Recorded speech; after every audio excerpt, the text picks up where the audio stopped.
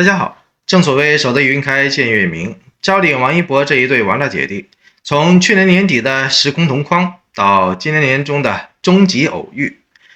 让所有等到自己脖子长的爱心粉丝们都如愿以偿，心中的大石终于可以不用继续的悬半空，继续的吊举重了。不过呢，福兮祸所倚，福兮祸所伏，永远都是人生的常态来的。每一个人都不应该对未来和狂喜掉以轻心的。这不，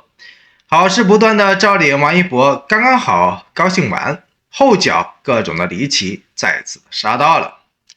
这年头，清醒的人永远都保持清醒，